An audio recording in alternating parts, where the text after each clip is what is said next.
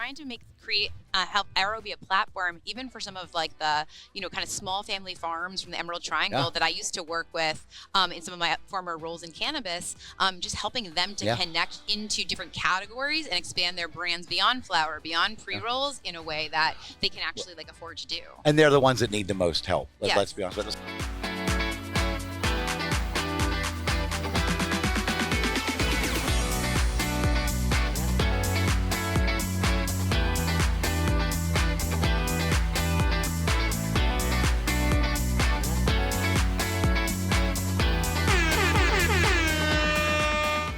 Hey everybody, Bill here with Beer Bros. We're at Hall Flowers. We are at the Edwin Rubis stage. We're looking to raise as much awareness about Edwin Rubis' situation as we can. And right now we're sitting down with Annie, my friend Annie with Airo. And I'm going to go ahead and let her introduce herself and tell us about yourself and Airo, please. Sure, Bill, it's so great to be here with you at Hall of Flowers. This trade show is only 15 minutes from my house in Petaluma, California, so I love a good event that is local and also connected to how I personally got into the industry. So I have been working in cannabis since 2018, but my prior to cannabis experience was consumer packaged goods and working in the natural products and sustainability industries. And I built my career as a marketer, marketing for companies and brands that were trying to bring to market products and services that had less environmental impact or positive social impact on the world. And I was really building my career at this intersection of business and social and environmental impact. And I was a cannabis consumer of like 2 decades. Nice.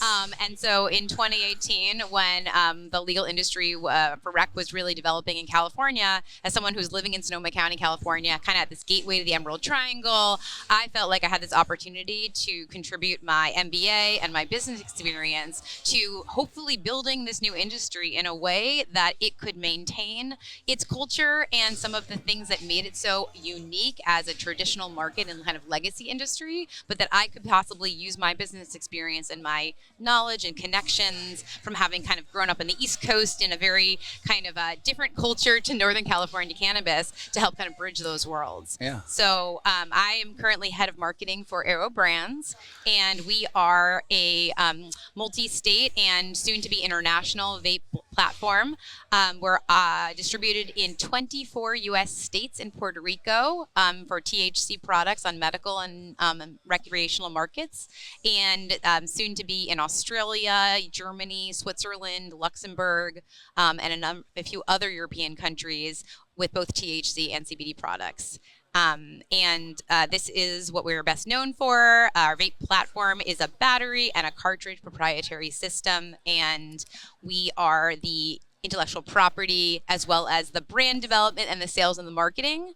But we don't hold any cannabis licenses ourselves. We don't cultivate and we do not manufacture. We partner with the best of the best, or we try to do so across all these markets. Now, first of all, I didn't realize you had such a connection up here to Sonoma. I love that because we had met over the last few years at events. So we kept meeting in like Las Vegas and Miami and things like that. So no, I love that you have a connection here and right down the street. This place has a really long history with the cannabis industry, from High Times to Emerald Cup to everything. So this Sonoma County Fairgrounds has been something that's been in cannabis for several decades now. Absolutely. And what's kind of ironic, is that I live in this area that has been known and has a reputation really like nationwide for and globally for the quality of cannabis, but kind of due to some of the complexities and challenges of the California cannabis industry over the last few years, most of my work was actually as a consultant helping brands get out of California and expand into other markets where there was more opportunity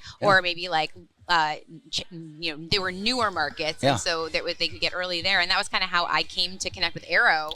I didn't know much about Airo because Airo actually wasn't distributed very widely in California. I actually had gotten a battery at a Hall of Flowers here like 3 years ago, and it was sitting in my bag, and I never really didn't know much about them. And a friend of mine who was a fellow consultant was working with Airo, and she told me, I'm so impressed by the leadership of this company, the way they operate. I work with a lot of different cannabis companies, myself with like 30 as a consultant, and Airo is just a really well-run organization. And that's important, I think, in our industry, not just to work on this plant that we're so passionate about, but to work with people that we respect and to work for companies that are like ethical in their decision-making and their leadership. So that's kind of how I came. No, I love that. Well, and Airo's made a good choice with you because we talked about this before. Airo is in many other states, but they're not as big in California, which is somewhat unusual. Most of your brands had generated in California. So I love the fact that we're talking with you with a brand that did not generate essentially in California, but they got great person with you for California. Thank you. Thanks for saying that. Well, I feel like I'm personally committed and invested in like putting Airo on the map here in California because I want to be able to go around this state and tell my friends about it and have them be able to pick up our products, you know, wherever they are. But yeah, we were actually founded in New York, and our R&D initially and launch was in Colorado. So Colorado, Washington were some of the early markets for Airo. We're a top vape brand in like Maryland, New Jersey. Ohio. Well, and I love that. So these emerging markets came out differently. Like California was always focused on like the high THCs for some reason.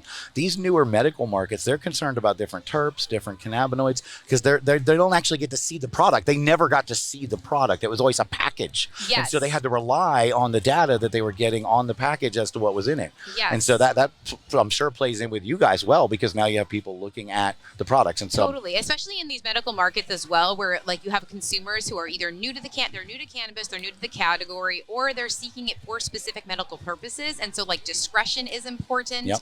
And they're not necessarily going to be like wowed by, you know, the big concert that you sponsored and like the dollars you're throwing at your swag and your merch. Like they want to know, like, does this thing actually work? Yeah. Can I rely on it? And so by being we are able to be really consistent in our product across markets. But one of the things that I'm excited about in California is really deepening our like supply chain with some of the top craft and artisanal rosin extractors and resin extractors and kind of craft cannabis brands that maybe don't even have an oil or a vape brand, and trying to help Airo be a platform even for some of like the, you know, kind of small family farms from the Emerald Triangle that I used to work with in some of my former roles in cannabis, just helping them to connect into different categories and expand their brands beyond flower, beyond pre-rolls in a way that they can actually like afford to do. Let's talk a little bit about the technology of Airo. I noticed that it was magnetic, so I love magnetic connections. Yes, so this is the battery. The cartridge has a magnetic connection point, very easy to pop in and out, very, very low failure rate, like 0.001 in terms of our failure rate on both the hardware and our pod technology.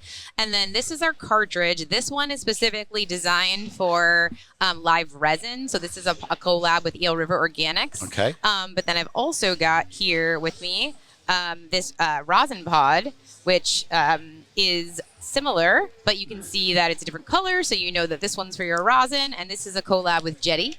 Okay. As well as when you inhale, it vibrates. Lets you know it's working.